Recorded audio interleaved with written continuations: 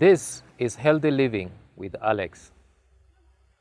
Health and wellness is what we are going to talk in the next few minutes. And we always say, health is not an absence of disease. Health is not an absence of disease. It is when your body is working naturally, functioning properly, your organs are well organized, you are not having aches and pains, you sleep well, your mental faculties are working, you are not fatigued every day, you do not feel like you are missing out in life, you actually feel you are living the life. So you don't have to be sick for you to say you are living a proper life. You don't have to be sick for you to think, I need to do something about my life. You can have that optimal functioning of your system by just being conscious about what you eat, how you sleep, whether you exercise on a daily basis, whether your body is feeling the effects of yesterday's fatigue. Did you know right now the World Health Organization has recognized a new disease called chronic fatigue syndrome, meaning you are adding fatigue today, tomorrow, the next day, so that at the end of 2-3 months, you feel like you are ready to collapse. But if anything, you go to the hospital and they check you out, there is nothing wrong with your system. But the fatigue has affected even your mental faculties. So we want a world where you age gracefully, you function every day, you are excited to get up in the morning, you say thank God, not oh my God, when the alarm rings. So this is what we mean by functioning properly. You look at life and you see how much you can do every day to increase its value by giving the body the nutrition it requires, staying away from processed foods, taking water when it is needed, making sure that every time you are feeling no pain, and at the end of the day, you are ready to rest and sleep for the 7 or 8 hours that you need. Because believe it or not, one of the biggest indicators of how your system is working is the quality of sleep you have. If the quality of sleep does not allow you to dream, and I don't mean nightmares, I mean to dream, then you did not sleep well enough. So this is what we are talking about. What is this health? What is this wellness? Today, wellness has been recognized worldwide as something to aspire for. And that's why we are wearing smart watches that tell us about our heart rate, that can tell us how well we slept last night, how deep we slept, how many steps we take per day. All those combine to give you wellness. So let us please take care of our health, and it will give us the quality of life that we need. We have talked about detoxifying, cleaning your system. We have talked about nourishing your system so that the body gets what it needs. We have talked about protecting your body, increasing your immunity so that you're able to fight off diseases.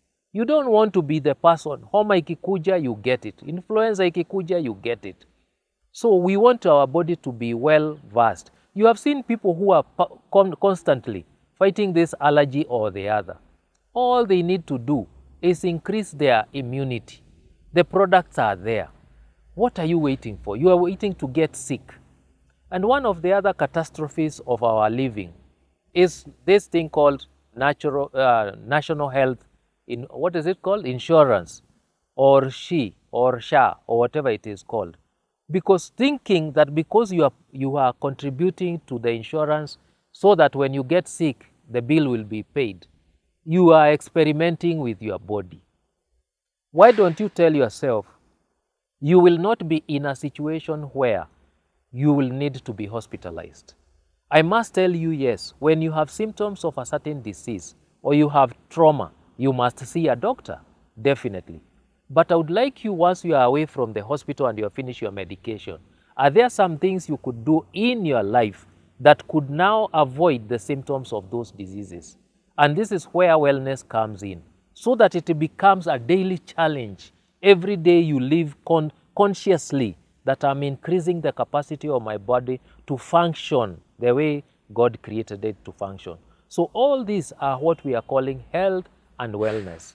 Homeostasis, balance, yin and yang. So all of you must take cognizance of the fact that you are the biggest contributor to whether you live a comfortable life or you'll have a problem with your life. So this is what I would like to end up with, as asking you to be conscious how you wake up, how you sleep, the exercises every day. Feel guilty that you have not done any exercise that day, that you have not taken enough water, that you did not take the minerals your body requires, that you have not increased your immunity, that you are going to be a person who is conscious every day of what they are taking, what they are doing, so that you age gracefully without aches and pains. Is it a must that every time we reach 60, 70 years of age, we must bend, we can't stand straight, we can't sit for long, we can't lie for long?